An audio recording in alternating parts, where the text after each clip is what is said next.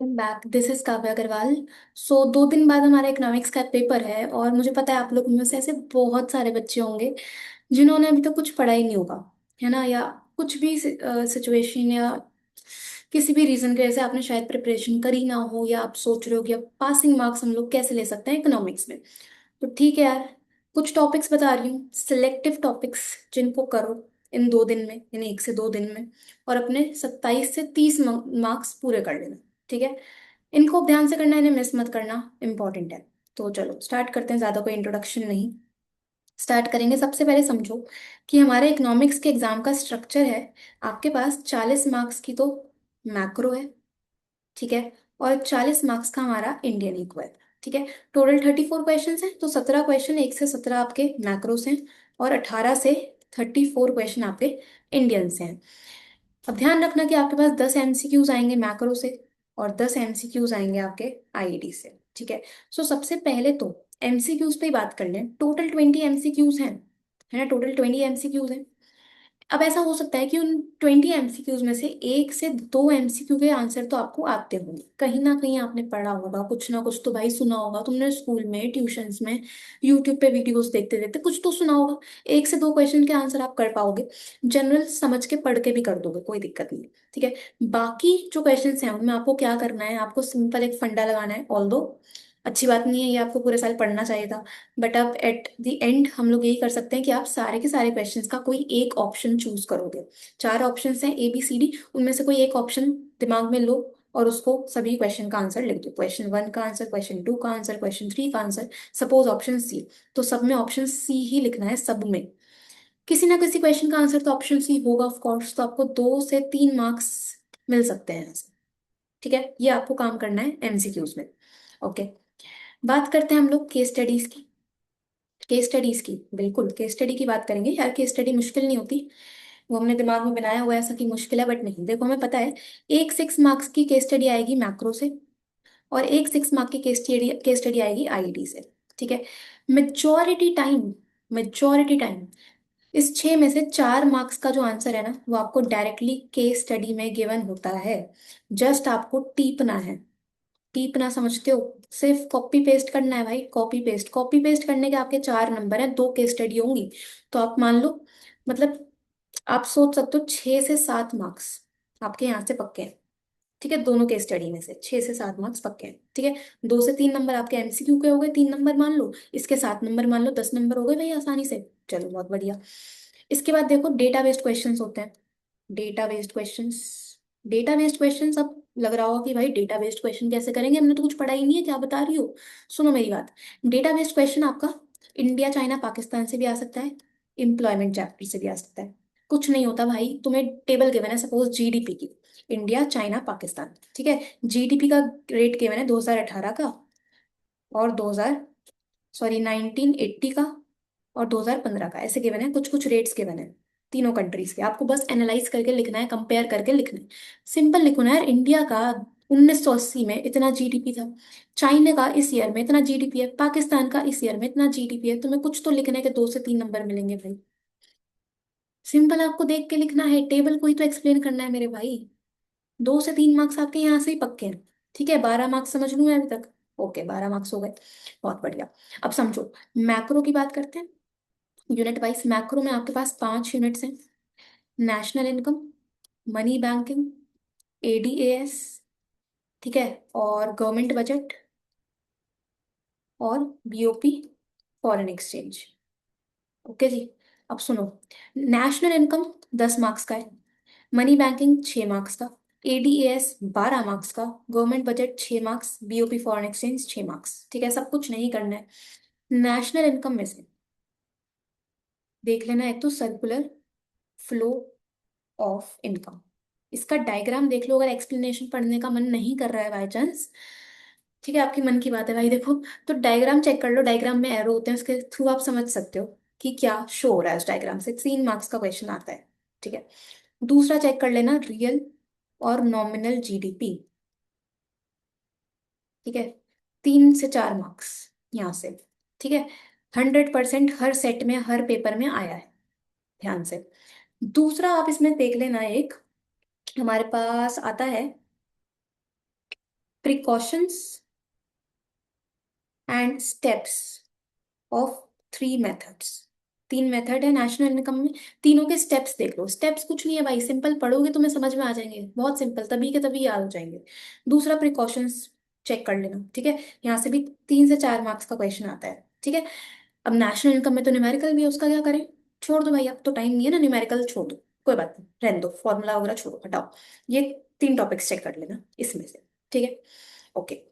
इसके बाद money banking की बात करें, तो मनी बैंकिंग में आपको करना है फंक्शंस ऑफ आरबीआई, ठीक है। मॉनेटरी पॉलिसी भी बोल सकते हैं, मॉनेटरी पॉलिसी भी आता है इसमें एक। आरबीआई के फंक्शंस बहुत इंपॉर्टेंट है, हर पक्का पक्का क्वेश्चन आएगा 3 से 4 मार्क्स में। और यही सेम टॉपिक रिपीट होगा एडीएस यूनिट में, तो किसी भी यूनिट से क्वेश्चन आया आंसर सेम है। तो इसको तो ध्यान से पूरा का पूरा टॉपिक प्रिपेयर कर ले, टाइम लगा के समझ के, ठीक है। मैंने मनी एंड बैंकिंग की वीडियो डाली हुई है, 1 घंटे का वन शॉट है, सारे टॉपिक्स कवर है, आप उसमें से चाहे तो बस फंक्शंस वाला पार्ट देख के समझ लो, ठीक है। तो ये कर लेना, काम डन, ठीक है। बाकी चीजें छोड़ो इसमें से। एडीएस यूनिट अपने आप में एक टिपिकल यूनिट है, ठीक है, इतनी इजीली समझ नहीं आएगी, तो फिलहाल के लिए इसको तो छोड़ दो, 12 मार्क्स की छोड़ दो, ठीक है। गवर्नमेंट बजट पे आते हैं। गवर्नमेंट बजट में आपको करने हैं ऑब्जेक्टिव्स, ऑब्जेक्टिव्स ऑफ बजट, ठीक है। टोटल 6 ऑब्जेक्टिव्स हैं, जिसमें से जो स्टार्टिंग के 3 ऑब्जेक्टिव है ना, उसी में से क्वेश्चन बनता है मेजोरिटी टाइम। आपको 2-3 लाइन गिवन होंगी क्वेश्चन में, आइडेंटिफाई करना होगा कौन सा ऑब्जेक्टिव है, एक्सप्लेन करना होगा, अगेन 3 मार्क का, ठीक है। अगर टाइम मिले तो एक बार चेक कर लेना रिवेन्यू एक्सपेंडिचर और कैपिटल एक्सपेंडिचर में क्या फर्क है। इस तरह से रिवेन्यू रिसीट्स और कैपिटल रिसीट्स में क्या फर्क है, ठीक है। 3 to 4 मार्क्स यहाँ से, ओके, क्योंकि एमसीक्यू भी बन सकता है, तुम्हारे यहाँ से भी कुछ कुछ काम हो जाएगा, राइट। अच्छा, बीओपी एंड फॉरेन एक्सचेंज फिलहाल के लिए छोड़ दो। फिर भी अगर आपके पास थोड़ा भी टाइम बचता है, मन करे, तो बीओपी का स्ट्रक्चर चेक कर लेना। बीओपी का स्ट्रक्चर एमसीक्यू बना सकते हैं ना, उसमें से एमसीक्यू बनता है 100%, तो उसमें आपको काम आ जाएगा। 1-2 एमसीक्यूज आपके यहाँ से सही हो जाएंगे, ठीक है। तो एमसीक्यूज, ओके, ये कर लेना, ठीक है। तो देखो कितना काम हो गया, 3 3 6 9 और 12 15 18 19 20, तुम्हारा 20 नंबर यहाँ से हो गए। भाई तुम ऑलरेडी ऊपर जा चुके हैं, तो मतलब 20 नंबर यहाँ से हो गए। 12 नंबर हमने शायद पहले गिने थे, तो आपके ऑलरेडी काम हो चुके हैं 30+ के, ठीक है। ये तो मैंने आपको मैक्रो को बताया। इंडियन इको की भी बात कर लें, देखो पासिंग मार्क्स 27 है ना, बट हमें थोड़ा एक्स्ट्रा लेके तो चलना पड़ेगा ना, जरूरी तो है ना आप जो पढ़ोगे आप 100% लिख ही पाओगे अच्छे से, मार्क्स डिडक्ट भी तो होंगे, तो थोड़ा एक्स्ट्रा लेके चलो। इंडियन इको में 3 यूनिट्स हैं, यूनिट 1 में 3 चैप्टर हैं, यूनिट 2 में आपके पास 4 चैप्टर्स हैं, यूनिट 3 हमारा एक चैप्टर है, इंडिया चाइना पाकिस्तान।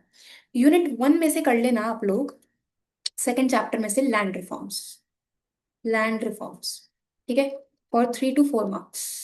दूसरा आप कर लेना इसमें लाइसेंसिंग सिस्टम वाला पॉइंट, लाइसेंसिंग पॉलिसी जो है, अगेन 3 मार्क्स के लिए, ठीक है। और तीसरा आप करना है इसमें सब्सिडीज, सब्सिडीज गवर्नमेंट देती है तो उसके फायदे और नुकसान क्या है, 4 मार्क्स के लिए, मतलब 2-2 पॉइंट्स, दोनों आपको मेरिट्स डीमेरिट्स के, ठीक है। ये चैप्टर 2 का है। एलपीजी चैप्टर की अगर हम बात करें, तो एलपीजी चैप्टर अपने आप में एक बड़ा चैप्टर है। इसमें से एक क्वेश्चन है जो कि है impact of LPG on agriculture sector, ठीक है, जिसमें टोटल 3 से 4 पॉइंट्स हैं, वो देख लेना। क्वेश्चन काफी बार एग्जाम में आया है, तो आपका यहाँ से भी 3 से 4 मार्क्स का काम हो जाएगा। तो एलपीजी से मैंने आपको एक ही क्वेश्चन बताया है, तो कृपया करके इसे करो, ठीक है। यूनिट 1 से मैंने आपको टोटल 4 टॉपिक्स बताए गिनती के। यूनिट 2 की बात करें, जिसमें 4 चैप्टर्स आते हैं, इसमें से आपको चेक करना है एचसीएफ की सोर्सेज, बहुत जनरल सोर्सेज हैं, रीड करोगे समझ आ जाएगा, आप खुद से लिख सकते हो। एमसीक्यू भी बनता है, क्वेश्चन भी बनता है, 3 मार्क्स के लिए, ठीक है। दूसरा आपको चेक करना है इसमें रूरल डेवलपमेंट से, आपके पास इसमें आता है ऑर्गेनिक फार्मिंग। अब ऑर्गेनिक फार्मिंग बहुत बेसिक है, हमें पता है ऑर्गेनिक फार्मिंग ऑलरेडी होता क्या है, बस रीड करना। सस्टेनेबल डेवलपमेंट, सस्टेनेबल डेवलपमेंट कहीं ना कहीं आपने पहले सुना है, ऑफ कोर्स सुना होगा, ऐसा नहीं हो सकता नहीं सुना हो। सस्टेनेबल डेवलपमेंट की स्ट्रैटेजीज बहुत सिंपल है कि भाई सोलर पैनल्स को यूज करो, विंड एनर्जी को यूज करो, एनवायरमेंटल फ्रेंडली प्रैक्टिसेस को यूज करना है, 2 से 3 मार्क्स के लिए ये भी करना है, ठीक है। इसके बाद आपके पास रूरल डेवलपमेंट से ये क्वेश्चन आता है, policies for agriculture marketing, agriculture marketing में गवर्नमेंट ने क्या स्टेप्स लिए, बहुत जनरल पॉइंट्स है, 3 नंबर, ठीक है। एम्प्लॉयमेंट बड़ा क्वेश्चन, बड़ा चैप्टर है, उसमें से सिर्फ एक क्वेश्चन बता रही हूँ, वर्कर पॉपुलेशन रेशियो क्या होता है। 3 मार्क्स में क्वेश्चन काफी बार आया एग्जाम में, तो आ सकता है ये भी। ठीक है, सिंपल है टॉपिक, 3 नंबर के लिए। ठीक है, तो ये मैंने आपको कुछ टॉपिक्स बता दिए सेकेंड यूनिट से। ओके। अच्छा, यूनिट 3 है इंडिया चाइना पाकिस्तान। तो इंडिया चाइना पाकिस्तान से डेटा बेस्ड क्वेश्चन मैंने आपको बताया, वो आप लिख सकते हो। ठीक है, डेटा बेस्ड क्वेश्चन में कुछ नहीं करना, सिंपल देख के लिखना है। बाकी इसमें एक टॉपिक करना है reforms, reform in China. China में रिफॉर्म्स 2 फेजेस में आए थे, तो 2 पॉइंट्स हैं, 2 3 ही पॉइंट्स हैं, वो देख लो। रीड करोगे तो मैं समझ आ जाएगा, बहुत बेसिक है। दूसरा है reasons for slow growth in Pakistan. Pakistan में ग्रोथ कम थी, इसके रीजंस क्या हैं। 3 to 4 मार्क्स, ये तो बहुत बेसिक है भाई, पाकिस्तान में ग्रोथ कम क्यों है। हमें पता है टेररिज्म है, ठीक है, पॉलिटिकल इंस्टेबिलिटी है कि गवर्नमेंट तरीके से काम ही नहीं कर रही, गरीबी इतनी ज्यादा है ना। दूसरा, पाकिस्तान बाहर की कंट्रीज पे डिपेंडेंट है अपना देश चलाने के लिए। बस खत्म, यही तो रीजन है, यही तो रीजन है। इसको लिखना होगा तुम्हें 3 से 4 पॉइंट्स में, खत्म है बात। एक्सप्लेन करना है बस, और ये बहुत बार क्वेश्चन आया एग्जाम में। तो इतना काम कर लेना इंडिया चाइना पाकिस्तान से। बाकी बहुत सारे ईयर्स भी हैं आईआईडी में, नहीं याद है तो कोई बात नहीं, अब तो छोड़ो उन्हें, 1 1 मार्क्स के क्वेश्चन बनते हैं उसमें से, तो उन सबको तो खैर जाना दो। ठीक है, ये कर लो। इसके अलावा, इसके अलावा आपके पास ना इमेज बेस्ड क्वेश्चंस आते हैं। अब इमेज बेस्ड क्वेश्चंस काफी बार हमारे एनवायरमेंट चैप्टर से ही आते हैं। बहुत जनरल होता है, इसमें आपको बताना होता है कौन सी एनवायरमेंट प्रॉब्लम शो हो रही है इमेज में। इमेज गिवन है भाई ऐसी, पेड़ हैं, कटे पड़े हैं, उसको क्या बोलोगे भाई, डिफॉरेस्टेशन। डिफॉरेस्टेशन एक्सप्लेन करना होगा। एक इमेज आती है, ये फैक्ट्री बनी हुई है, फैक्ट्री, उसमें से धुआं निकल रहा है भाई, क्या शो हो रहा है इससे, पॉल्यूशन। पॉल्यूशन को एक्सप्लेन करना नहीं आता क्या आपको, कर दोगे ना, सिंपल है। अर्थ बनी हुई है, अर्थ, ठीक है, अभी मैं ऐसी गंदी गंदी ड्राइंग बना रही हूँ, वैसे मेरी ड्राइंग गंदी नहीं है, बट अर्थ बनी हुई है, और थोड़ा सा उसमें एक तरह से अर्थ रो रही है, इस तरह का कुछ दिखाया हुआ है, या थर्मामीटर दिखाया हुआ है अर्थ के ऊपर, तो मतलब ग्लोबल वार्मिंग। ग्लोबल वार्मिंग भाई, तुम्हें पता है कितनी गर्मी पड़ती है, लिख सकते हो ना उसे बना के। कुछ मार्क्स मिलेंगे ना ऐसे, 2 से 3 मार्क्स, 1 से 2 नंबर ही मिल जाए वो भी बहुत है। काम खत्म है भाई, काम खत्म है, इतना ही करना है।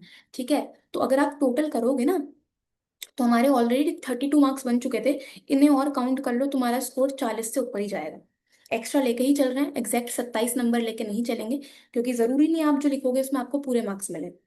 तो इन टॉपिक्स को करो, सर्च करो यूट्यूब पे टॉपिक वाइज, जो वीडियो आए देखो समझो, उसको थोड़ा सा की पॉइंट्स बना के कॉपी में लिख लो, जिससे आप रिवाइज कर पाओ एग्जाम से पहले भी, और हो जाएगा। ठीक है, कोई भी डाउट आता है किसी भी पॉइंट में, कमेंट कर देना, पूछ लेना मेरे से। इंस्टाग्राम पे पूछना चाह रहे हो तो इंस्टाग्राम पे मैसेज कर देना, लिंक आपका मेरे सेक्शन अबाउट सेक्शन में, ठीक है, वहां पे पूछ लेना, कमेंट में पूछ लेना, कोई दिक्कत नहीं है।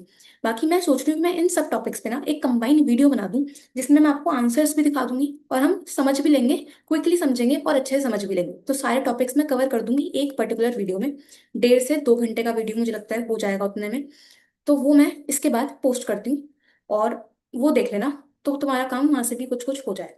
ठीक है, बाकी प्रिपेयर करो इतने टॉपिक्स तब तक, और all the best, thank you so much.